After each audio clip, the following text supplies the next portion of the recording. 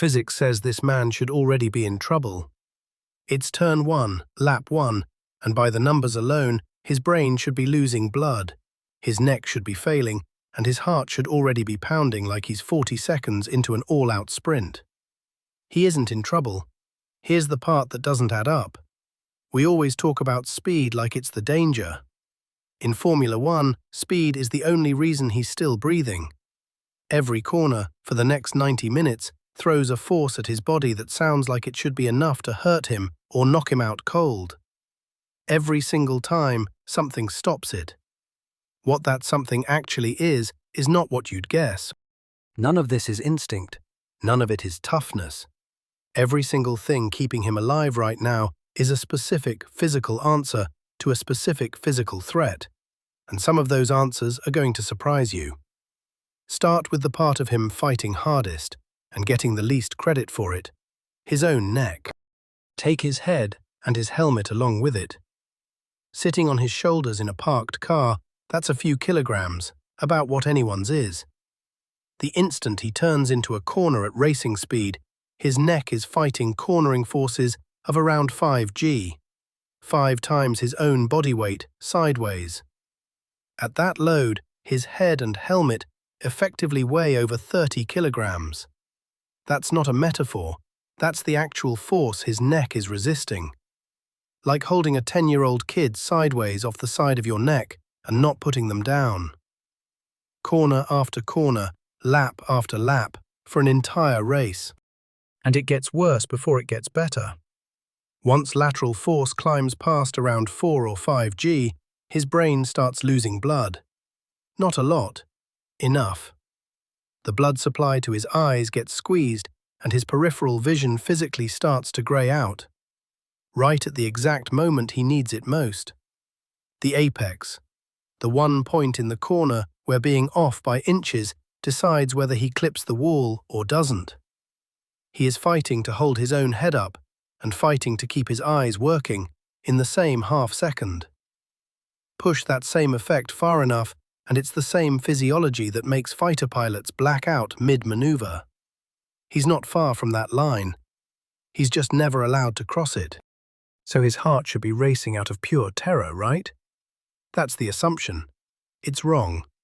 And we know it's wrong because someone actually measured it. Formula One's own on-track doctor for over 2 decades, Sid Watkins, published data on 2 of his drivers, Gilles Villeneuve and Didier Pironi.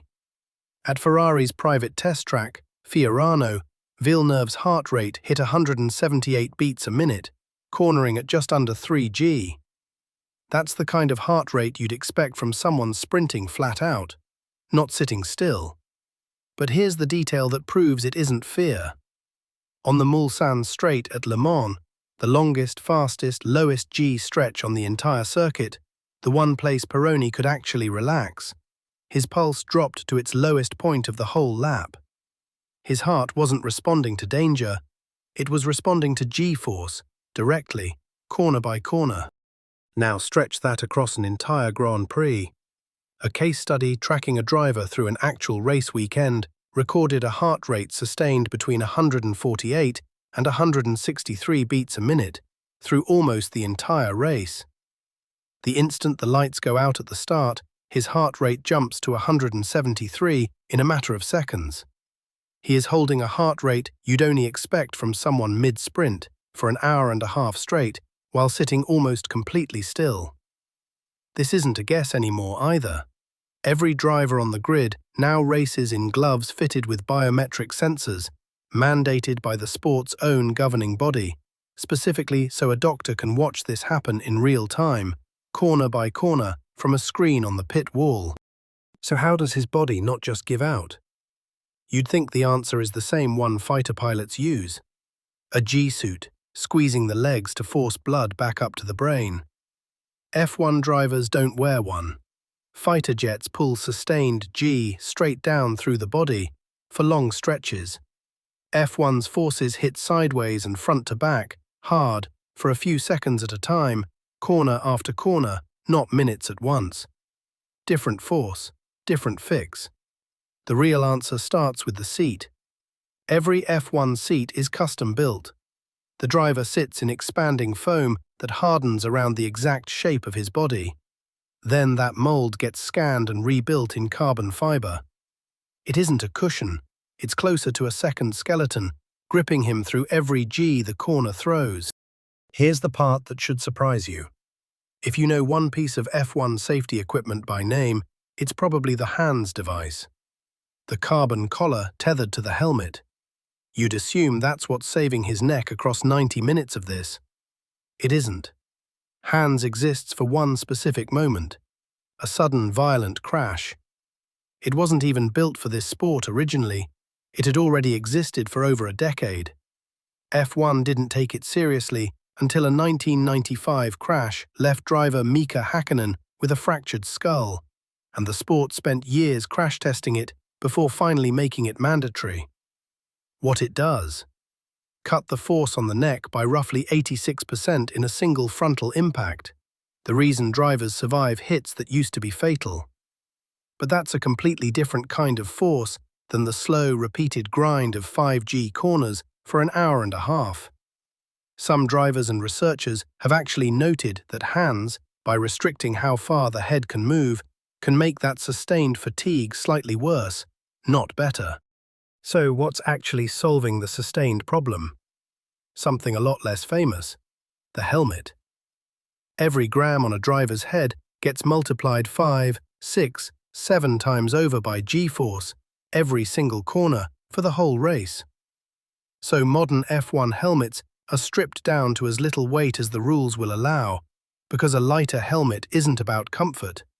It's about how much force his neck has to fight, corner after corner, for 90 minutes straight.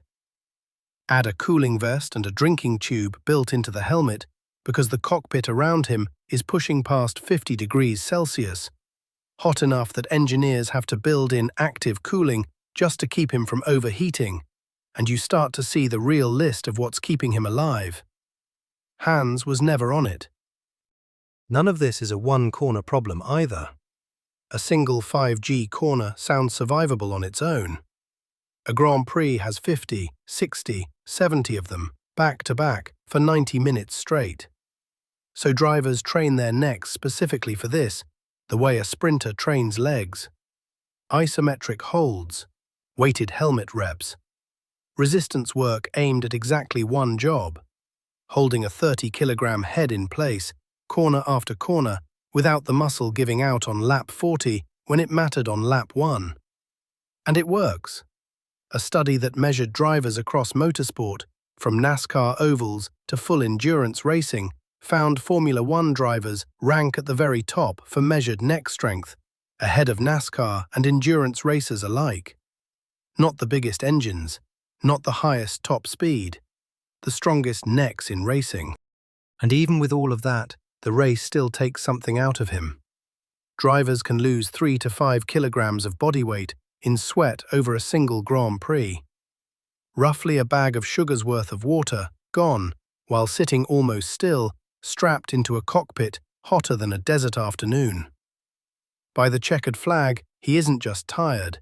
He has spent 90 minutes right at the edge of what a human body can physically take, kept there on purpose by a seat, a helmet, and a collar that turned out to be for something else entirely.